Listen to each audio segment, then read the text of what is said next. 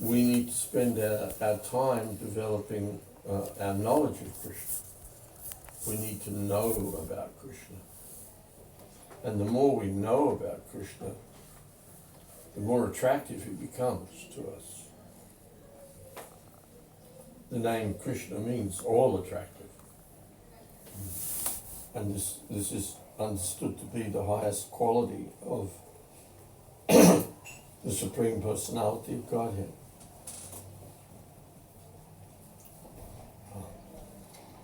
Everyone is attracted to Krishna. Even demons are attracted to Krishna. But they're attracted to Krishna in an envious way. They appreciate demons are funny people. They appreciate the good qualities of other people, but they are envious of them. Envy is a very funny thing, very strange thing, envy. There's a line, I always get this wrong, my wife always has to correct me, but there's a line in Shakespeare's play Othello about jealousy. I'll try it. Beware the green-eyed monster that does mock the flesh upon which... The very flesh. Huh? The very flesh. That does mock the very flesh upon which she does feed. Envy. Envy's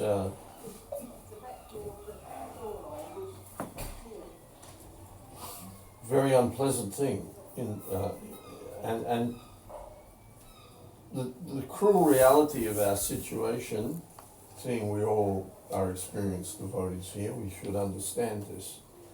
The cruel reality of our situation is that we're in the material world because we've become envious of Krishna. Ultimately, Krishna explains in the Bhagavad Gita that I'm the only enjoyer, an object of sacrifice. And those who don't understand this fall down from their actual position. You want to go and play, you can go and play. You don't have to, you're okay. Are you all right? Okay. It's tough. Have to sit still and all of the adults around. What's your name? Eli. Eli. Nice to meet you. So,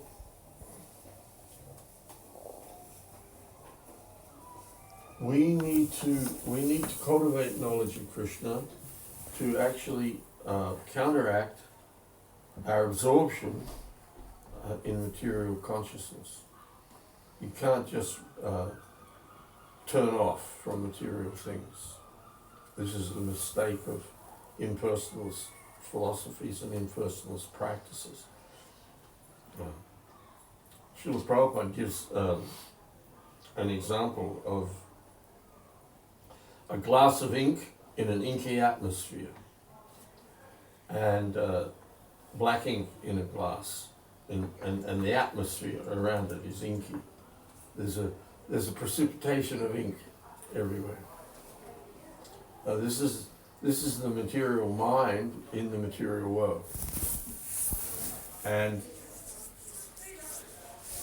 we have to stop, or we have to begin to pour milk into the glass, and that begins to displace the ink. But it's messy. It's messy, and there's a phase of development of our Krishna consciousness that's called anatta nivritti. Anatta means inauspicious things, dirty things, attachment to material things. And nivritti means to displace, to void them out. So we can't stop the activities of our senses and our mind. We can't stop acting. We're the active principle within the body. So we're now conditioned we've been in the material world for a very long time in association with the three modes of material nature. And as a result, we become conditioned.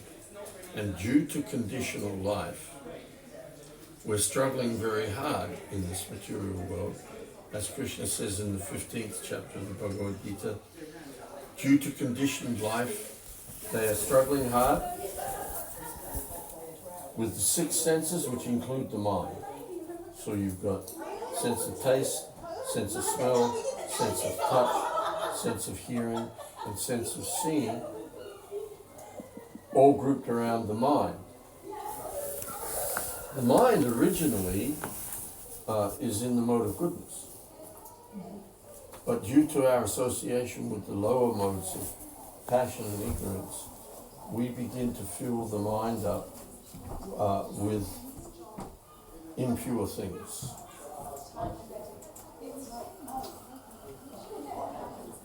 And we can't just turn it off. You can't just withdraw your senses and have no engagement. We need to develop, by practice, the skill of actually withdrawing our senses from contemplation of objects of the senses. But we can't stop our senses from working. We have to see, we have to smell, we have to taste, we have to touch, we have to hear, and we have to think. Not because these are material things, but because this is what we do in reality. In the spiritual world, all these things are going on, seeing and tasting and touching and smelling and hearing and thinking. But now these things, the spiritual self is covered. Hare Krishna. Covered, as we were talking about this morning, covered by the elements of matter. Now, as I was saying, the reason why this has come about, the reason why we're in this situation originally, is because we wanted to be Krishna. We wanted to be the enjoyers. We became self-centered. In the spiritual world, everyone's centered on Krishna, satisfying Krishna. Now, Krishna, that you might think, well, isn't Krishna self-satisfied? Doesn't he not need anyone or anything? Well, that's true, but he also has desire. Just because he desires something doesn't mean that he's not self-sufficient. These things are actually hard to comprehend in the beginning. The main reason they're hard to comprehend is because we've lost a sense of who we are in relationship to Krishna.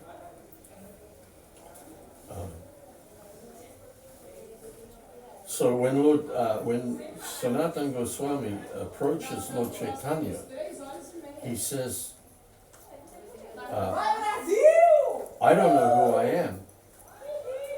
I'm considered to be a greatly learned person in the world, greatly accomplished, but the truth is I really don't know what is the purpose of my existence. And Lord Chaitanya answers him by saying, you're the eternal, all living beings. You and all living beings are the eternal servants of Krishna. The eternal servants of Krishna. So the servant is never the master. The servant is always the servant. But we've given up our position of servitorship to Krishna with the result that we've become the servant of our senses, the servant of our material desires, the servant of our self-centered desires. And our self-centered desires are actually to be the enjoyer of everything that we see and taste and touch and smell and hear.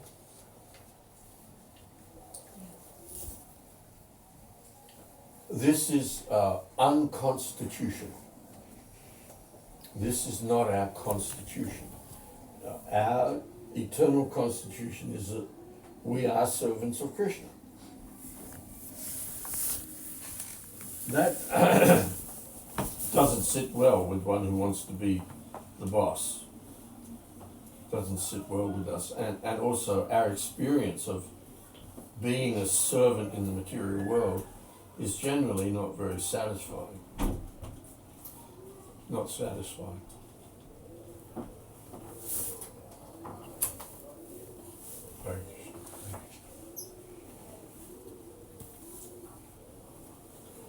But because we've become entangled in the process of serving our senses and serving our material desires, we've completely forgotten about our eternal position. Completely forgotten about it. So we have to redevelop the habit of serving Krishna. Of course, there has to be a taste in that. There has to be pleasure in our lives. It's not that just because we are not the enjoyers, it doesn't mean that serving the enjoyer has to be an onerous task. And this is the thing which also attracts us to Krishna. Because as soon as we do something for Krishna, as soon as we give something to Krishna, we feel very happy. That happiness arises from within our hearts. There's a nice little statement in the purport to the last verse of the 5th chapter of Bhagavad Gita. I'll just read that. So the last verse is Bhaktaram Yagyatapasam Savalokamaheshwaram Suridam Savabhutanam Gyatva Amam Shantim Rikshati. A person in full consciousness of me, knowing me to be the ultimate beneficiary of all sacrifices and austerities, the supreme lord of all planets and demigods, and the benefactor and well-wisher of all living entities, attains peace from the pangs of material miseries. And at a certain point in the purport, Srila Prabhupada makes a very powerful statement.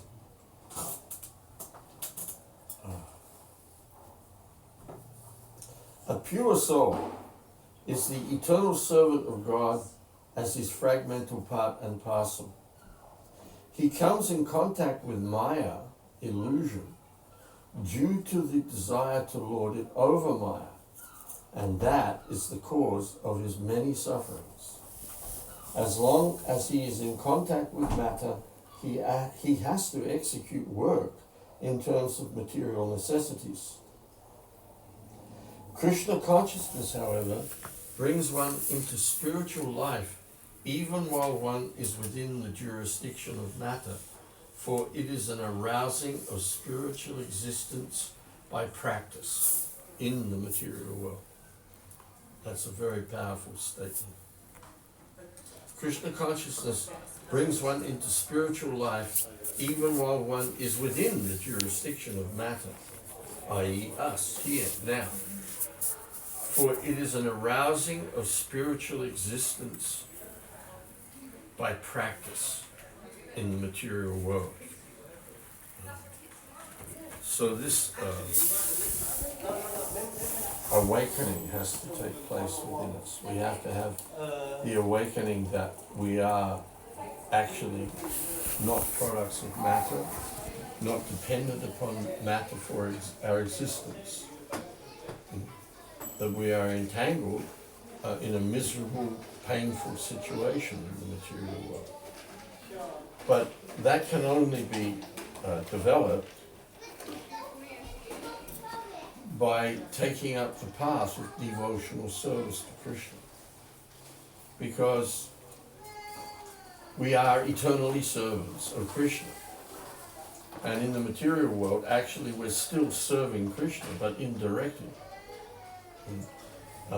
Krishna explains that everyone follows my path in all respects. Whatever course you want to take in life, whatever destination you want to achieve. It's already there.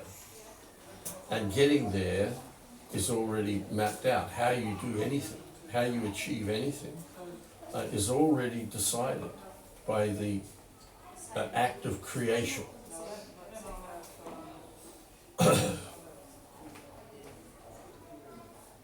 And if you don't serve Krishna directly, you'll serve Krishna indirectly by serving your senses. Your senses don't belong to you. Nothing belongs to us.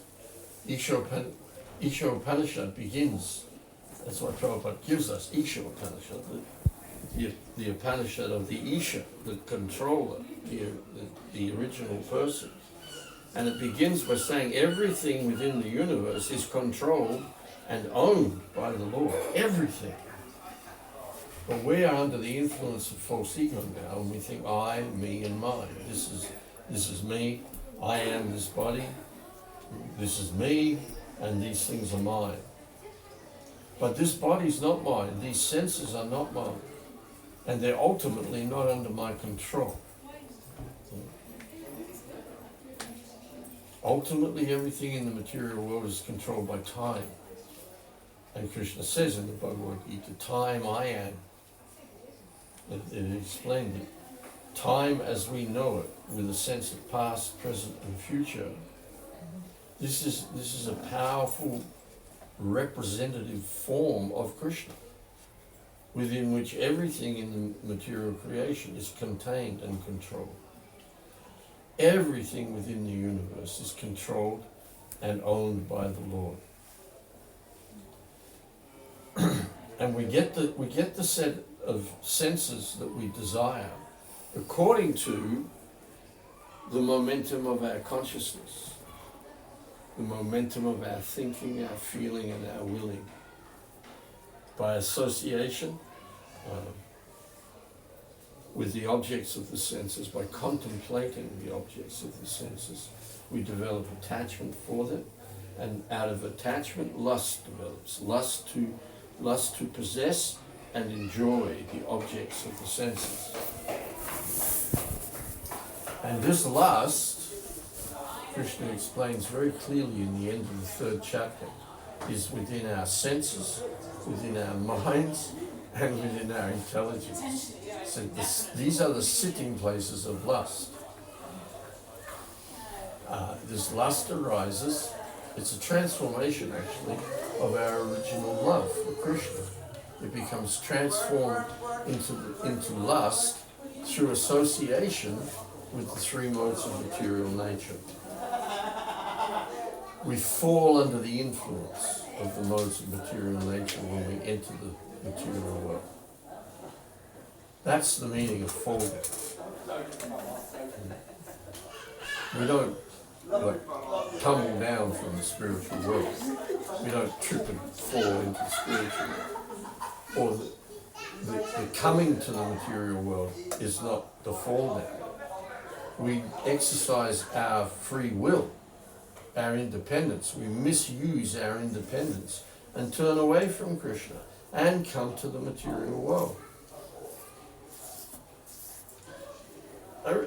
Initially, with still the desire to serve Krishna, I'll serve Krishna in the material world. But then we come in contact with the modes of material nature. Most specifically, we come in contact with the mode of passion. And through the association of the mode of passion, we become attached to objects of the senses. And from that, this lust to enjoy these things for ourselves, without any consideration of anyone else ultimately, just me. Just me. We enter into terrible situations. All of them characterized by this birth, old age, disease, and death. We were talking about that this morning also. Birth, old age, disease, and death. But from thinking comes feeling, and from feeling comes willing. I want that. You think about something, you contemplate something, and you develop a feeling for it. I want that thing. And then I need that thing, whatever it may be. And this becomes habitual. We develop habits, we develop tastes, we develop obsessions, we develop deep, deep attachment to material things. And therefore, we're always thinking about those things. There's a salutary story in the Bhagavatam of Bharat Maharaj, who was a highly elevated, renounced person, and living in seclusion, practicing his sadhana. And one day he witnessed a situation where a female deer came down to drink from the river, and as she was drinking, a lion nearby roared, and it scared her, and she jumped into the air, and she aborted. She was pregnant. She aborted the, what do they call it? Dove. And then she drowned in the river. And so Bharat Maharaj, he saved the doe, and he took the doe home to his ashram, and he raised this little doe into a deer. And as the deer grew and as he tended to it, he became enamored with it. He became very attached to it, so that he couldn't be without it. Wherever he went, the doe had to be with him, this little deer. And then one day he couldn't find the deer, and he was desperate to find the deer, and he was running around through the jungle, and he tripped and fell and died. And in his next birth he became a deer. And Krishna makes that very clear, that whatever you think of at the time of death, that state you will attain without doubt. So the material world is very powerfully distracting.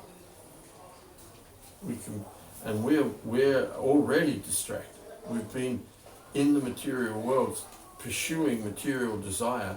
Prabhupada uses the term since time immemorial. That's not like, time immemorial for us is basically a few hours. I can't remember what I was doing or saying a few hours ago, but what Prabhupada is referring to is means creation after creation after creation. We've been in the material world. In one lecture where he's talking about the miseries of material existence, and he says they are coming one after the other. There was this word, samskrita, and he said this means one after the other, one after the other. The sufferings, the miseries of material existence, coming one after the other, one after the other, one after the other, without cessation. And he says this has been going on since the beginning of creation. And then he says, what to speak of this creation? This has been going on for billions of creations. We have absolutely no comprehension of how long we've been in the association of the material modes of nature. And as a result, meeting good and evil in various species of life. Over and over and over and over again, to the point where, due to our material attachments, we have no conception anymore of a transcendental existence, of an eternal body, an eternal form, an eternal self. We have no sense of that anymore because of long association, conditioned. We are now in a conditioned state. So we have to become, first of all, deconditioned. But we become deconditioned by becoming reconditioned. You can't just stop, as I said before. You can't stop the activities of the mind and the senses. You have to change the focus. Everything is about focus. It's very interesting to watch nature study programs now and again, and you see how animals have to live. Everyone has to eat. Everyone in the material world, whatever form of life you're in, you have to eat to live, to keep the body and soul together. Of course, it's such an illusion that we think if I don't eat, I'll die. But the first thing Krishna tells us is you don't die. You've never been born. The body's born and the body dies, but because we are so identified with the body, we think if I don't eat, I'll die. But if you don't eat, the body will not function. And every body needs to eat. So you watch animals that have to hunt, especially animals that have to hunt for their food. They are totally focused. Totally focused. You see a tiger stalking its prey, and it is totally focused on practically making itself invisible or indistinguishable from anything, but just getting closer and closer and closer to the prey, and then pouncing. It's all about focus. So we are all focused now on sense gratification. And we're here because we have some nascent realization that there's something not right here. Because no matter how much I focus on gratifying my senses, including my mind, it never works out the way I planned it. It never works out the way I planned it. Did I tell the story here of the first lead singer of the band AC/DC? No? Well, he was in, that band was formed in Australia, and the first lead singer of the band was an Australian. So on ABC television, they have a program called Australian Story, where they do a story about different people, different Australians, some of them famous, some of them just ordinary people. And they did a story about this man who he had a terrible, tragic life. And he died in a very untimely, unhappy way. But throughout telling this story, they kept coming back to snippets of an interview with a quite old man who had known him since he was a teenager. Had actually been, this man actually had a band that this young fellow first joined and learned to be a singer. And he said about him, he climbed the mountain of rock and roll in search of the holy grail of rock and roll. And actually they've got a song called It's a Long Way to the Top if you want to rock and roll. It's really about the evolution of how they became successful. And he was the front man, the singer. And then this man said, and he got there. And he achieved the holy grail of rock and roll. And just found that it was another empty cup. Just another empty cup. And then he had to fill it with something. So whatever it is we strive for and try to achieve in the material world, it's always hollow. It's never what we imagine it to be. Because we're in the wrong place. We're in illusion.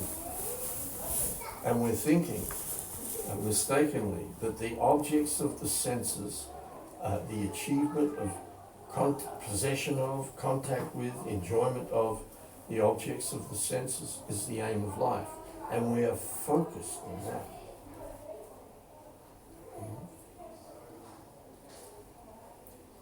And it's all in the mind. It's all in the mind. It's like, and it's a trance. that's another interesting little story. There was a very famous hypnotist called Milton Erickson. And he was one of these people who had he had polio when he was a child. So he was restricted in what he could do. So he developed this ability to see the movements of people's sight, their minds. This is so many stories like this of people who they go through some privitation when they're children, and then they come out with some kind of savant power. So he was asked, how do you put someone in a trance? And he said, you don't. You can't put someone in a trance. Everybody's already in a trance. You just have to shift the focus of their trance. And literally, that's the process of yoga. If you look at the what Krishna says about samadhi in verses, what is it, 20 to 23, is it? Yes. Verses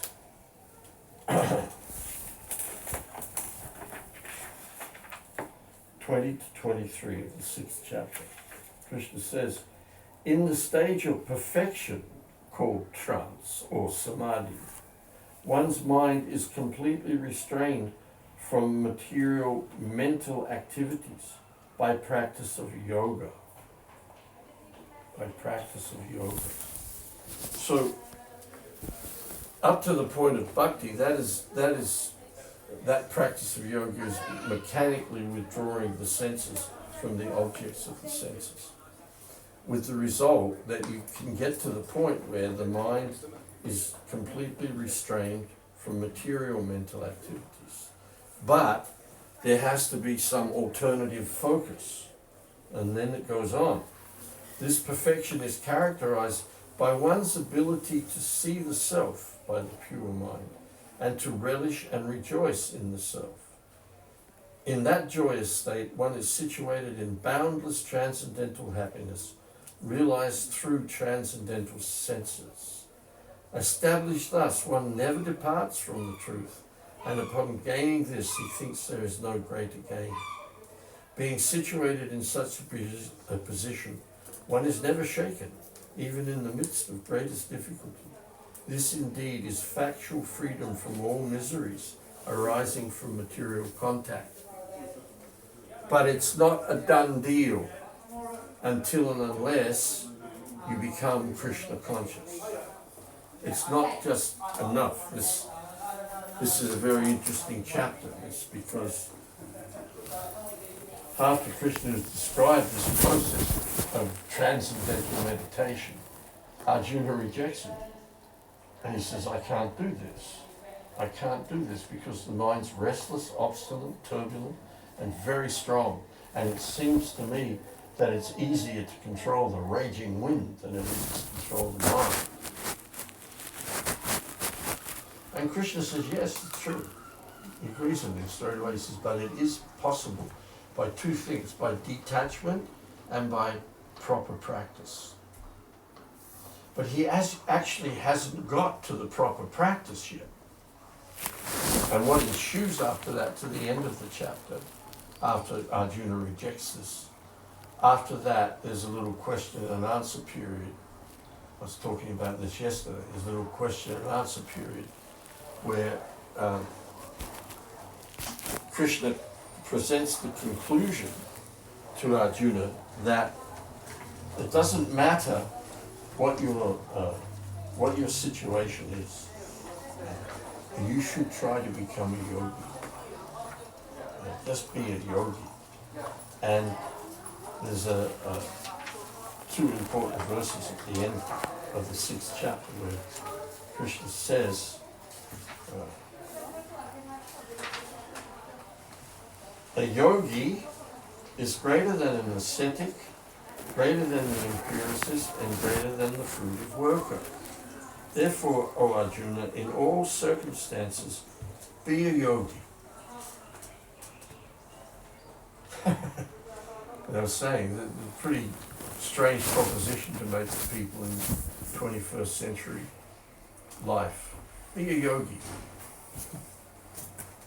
And people have the conception of, yoga being some kind of calisthenics. And most people aren't interested. But then Krishna says, Yogi nam apisavisham madkaten antaratmana Shadavan Bhajate Yomam Same Gupta Tamo Mataha.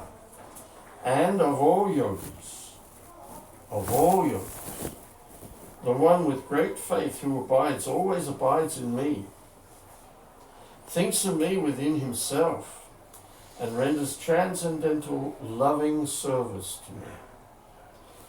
He is the most intimately united with me in yoga and is the highest of all. That is my opinion. And then it goes straight into the 7th chapter. There's no more.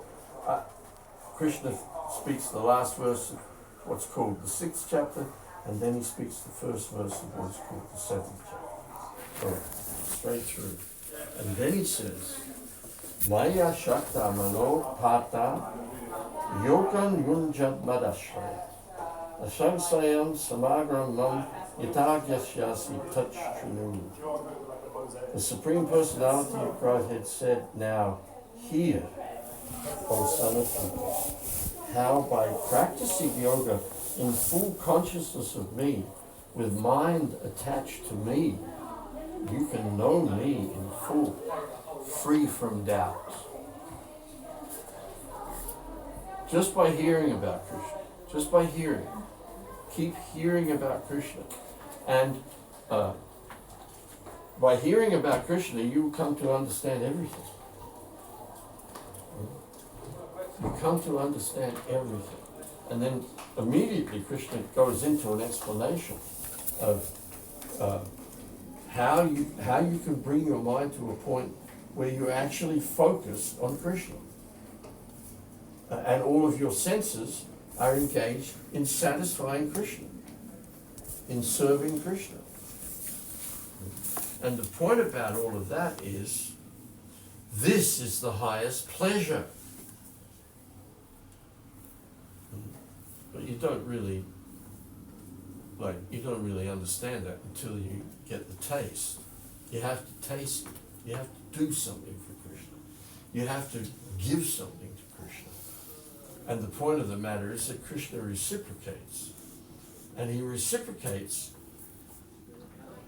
is explained very nicely in the 2nd chapter of the Srimad Bhagavatam, 1st canto, where Krishna says, Shrinvatam swakata Krishna punya shravana kirtana hridyantasto yabhadrani vidunoti suritsatam.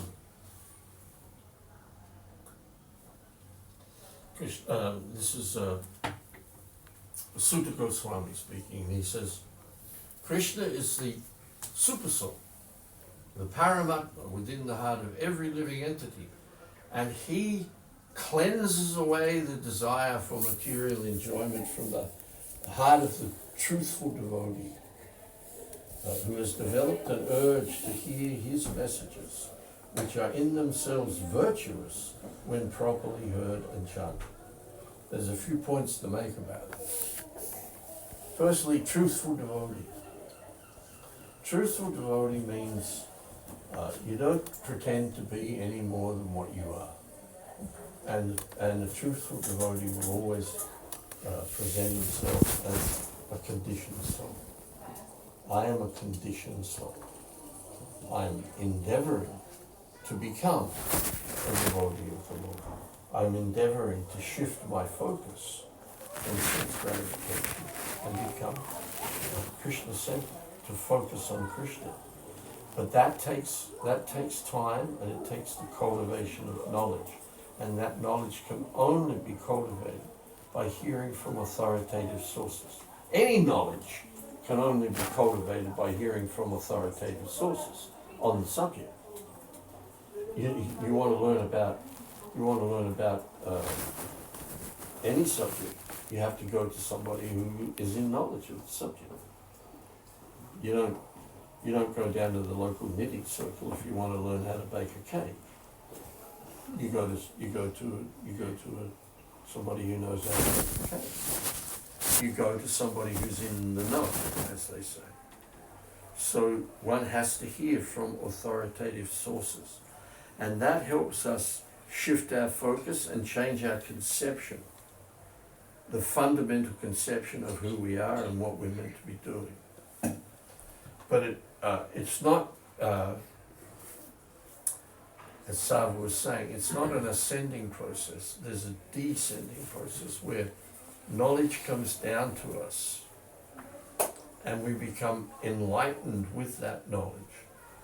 When however, one is enlightened with the knowledge by which nescience is destroyed, that knowledge reveals everything, just like the sun lights up everything in the daytime. Then, when one's intelligence, mind, faith, and refuge become fixed in the Supreme, then one becomes cleansed of all misgivings, all doubts, and all fears in regard to surrendering to Krishna. By virtue of the assimilation of complete knowledge. Then one proceeds straight on the path of liberation. In the beginning, we're still a bit under the, we're not a bit, we're still very much under the influence of the three modes of material nature. We're intoxicated by this. We're inebriated by our association, and we're in a totally illusory state of mind. Just like when you become intoxicated, you can imagine you can do all kinds of things that you can't do. You imagine you're all kinds of things that you're not. It's a form of insanity, actually. If we are under the influence of the three modes of material nature, we're actually insane. We're actually insane because we have the misconception that I am this body. We're no more this body than I am this chair.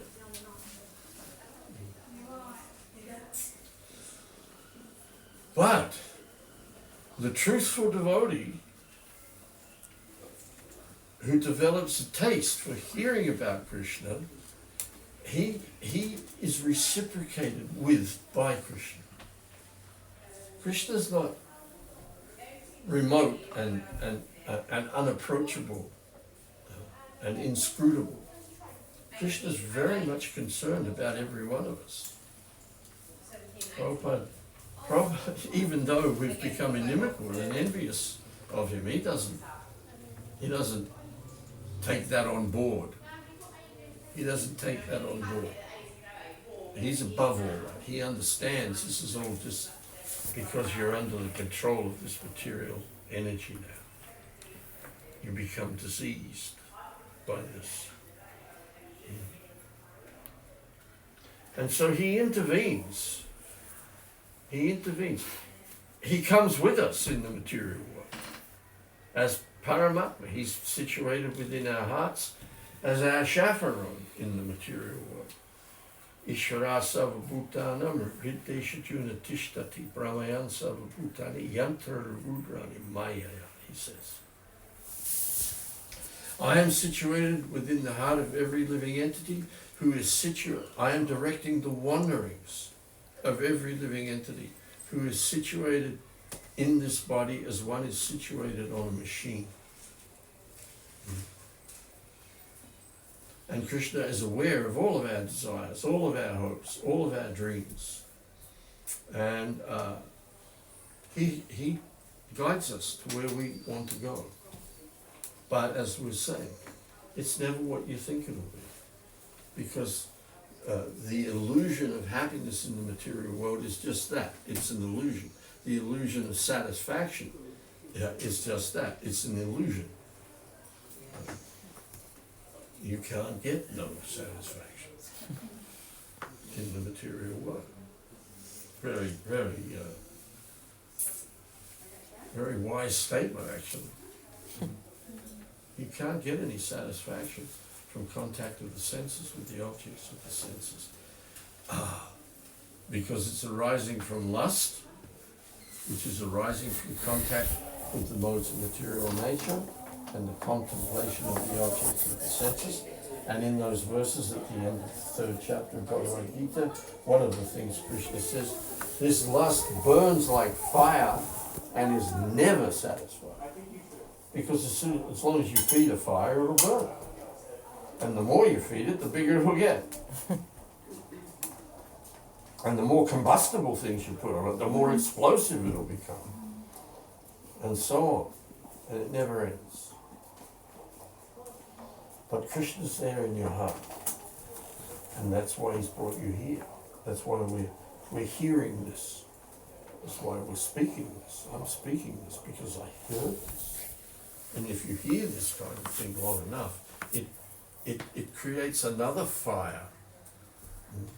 Actually, that's the thing. In Australia, they have a lot of bushfires in the summer.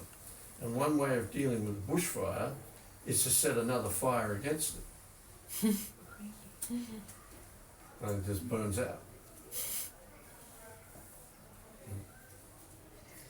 So there's another fire arises through this hearing process, and it's a cooling fire which actually puts out this fire of lust.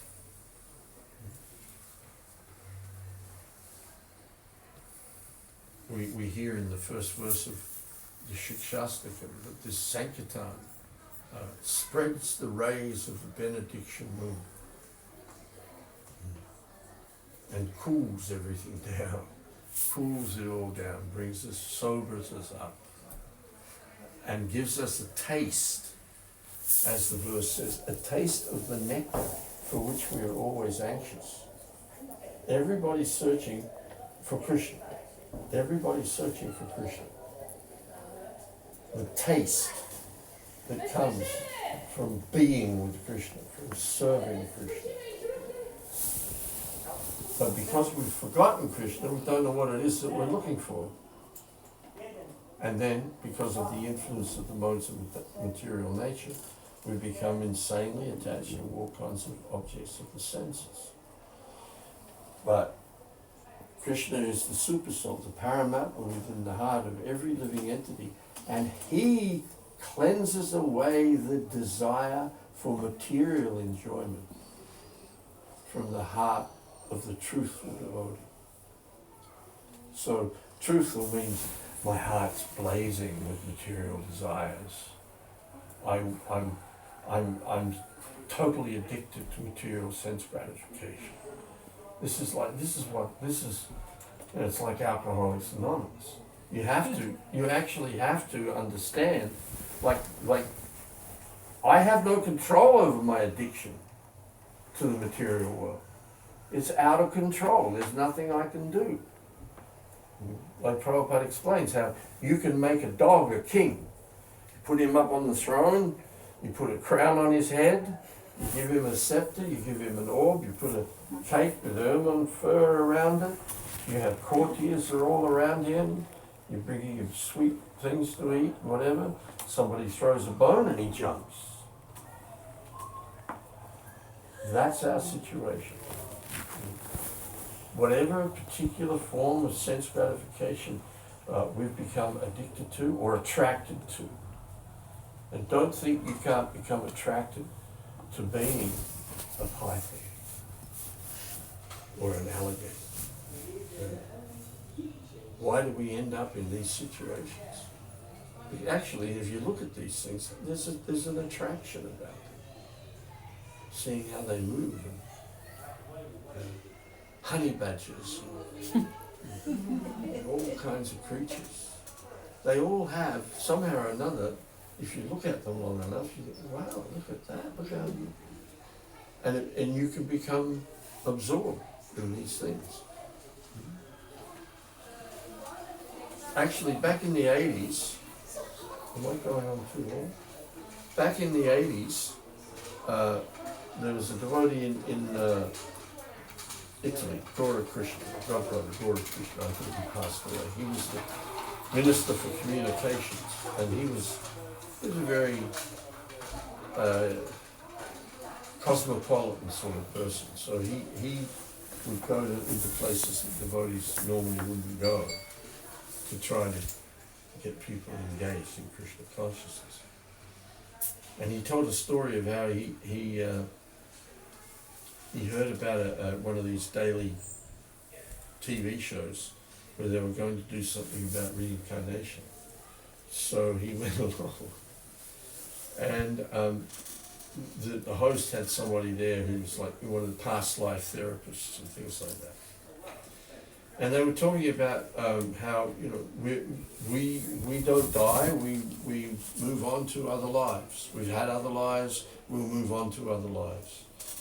And then they started talking about the idea that you can be whatever you want to be. And so they did it like a straw poll on if you were able to reincarnate, what would you like to be? And quite a lot of the people said they'd like to be a snake. Wow. Yes. The two kind of top preferences, one was snake and the other was horse.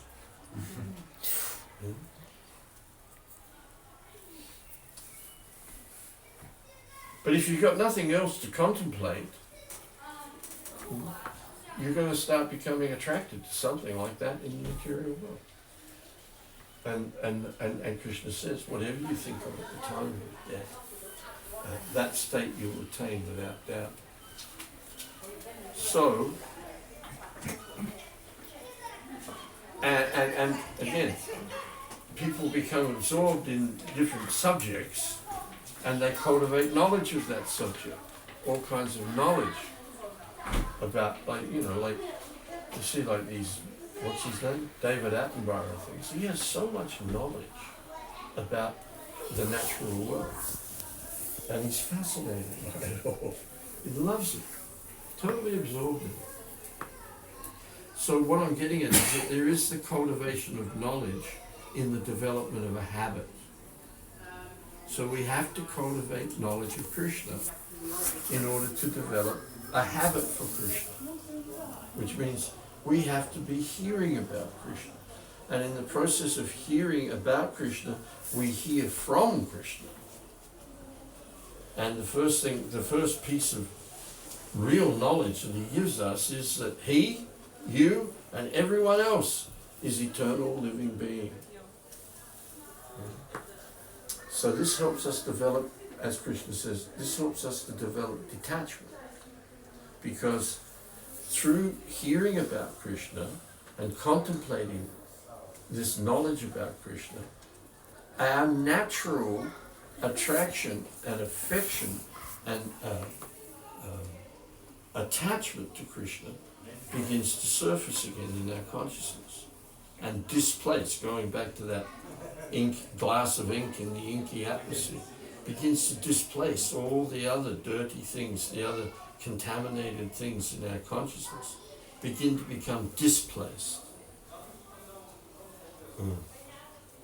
So, and like I said, it's a bit messy for a while. You have to keep cleaning it up, and there's different shades of grey and so forth, but eventually you've got a glass of milk.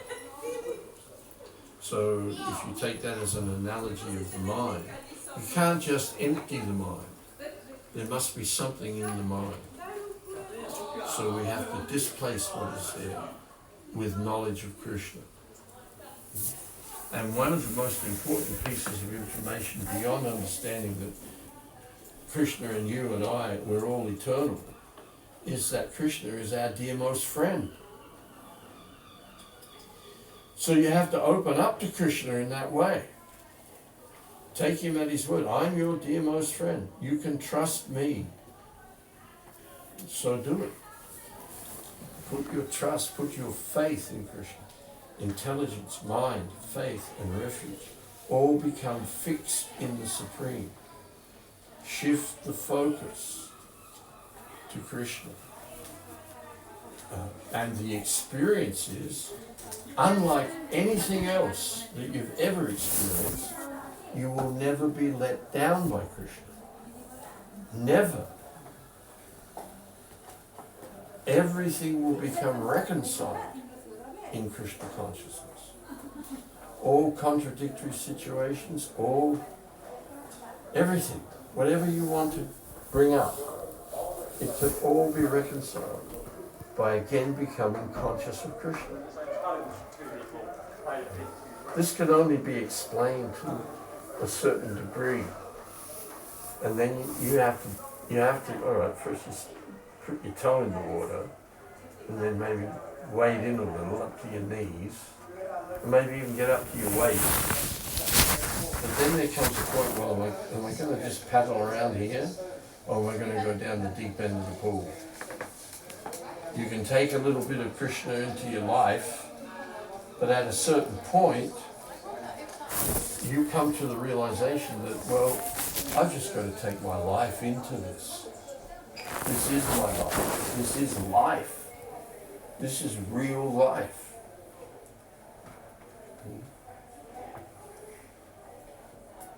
And then you don't have to worry about what you're going to think about at the time of death. You just become absorbed in thinking of Krishna. And then you won't even know that you've died. You won't even know that you've died.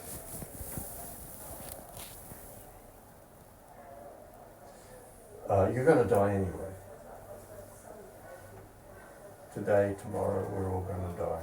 Which means, in the first stage, we lose this gross body. But we have a subtle body, mind, intelligence, and false ego. And Prabhupada explains that the real purpose of life is to educate that body. And that's what I'm talking about here.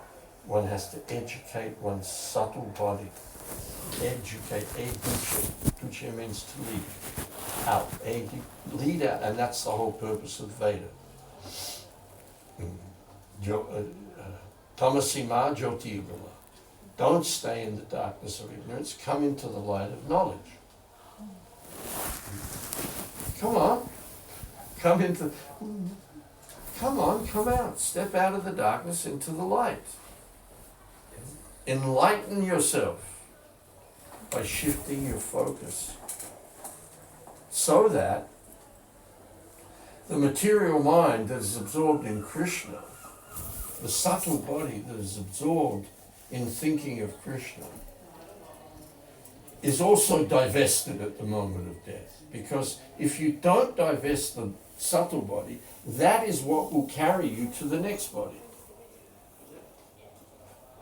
And what you think about, and what you feel about, and what you have a will about, is what shapes what you think of. Over and over and over and over again. So if we become completely absorbed, completely focused on thinking about Krishna, even if it's thinking about how you're not thinking about Krishna, you're thinking about Krishna. And that's actually one of the lamentations of the pure devotees. Oh, I've wasted my life not thinking about you.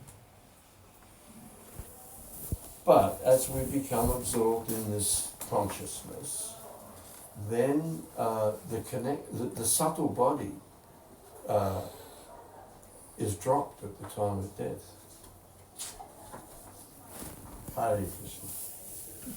And then we regain our spiritual identity. It's explained in the story of Narad Muni in the first canto that after he went, after his mother died and he went to the north, he went up north, he went to the north to perform austerities. He was practicing his austerity, and the Lord appeared in his mind. And then the Lord explained to him, you're seeing me now, but you won't see me again for the rest of this lifetime. But you just carry on the way you're going, and all will be reconciled. So then at the moment, Prabhupada explains that at the moment of his death, he divested himself of his material body and regained his spiritual identity like lightning and illumination. Now, if you ever noticed a lightning storm, you feel the lightning before you see it. There's a sense of, and then, but it's like, it's instantaneous. The lightning is the electric charge, and then there's the illumination. So lightning and illumination, it's instantaneous. That's why I say you don't even know that you've died. You just keep going in the practice of Krishna consciousness. It is more difficult to control the wind, the mind, than it is to control the raging wind. Krishna says yes, but it is possible by detachment and proper practice. The detachment arises as a result of developing an attachment for Krishna, and that arises through proper practice, which is based upon hearing about Krishna. Then your mind becomes attached to Krishna. It's inevitable. Inevitable. Prabhupada used to say, be careful of this, or you become addicted to Krishna. Addiction's not bad. What we're addicted to is bad. Shift the focus from sense gratification and all the lamentation and hankering and lamentation that comes with as a result of our engagement in sense gratification. Gradually shift the needle over to the other side of the dial. And it happens. It's a gradual and proportionate process, but it happens. And now we'll have the fashion show.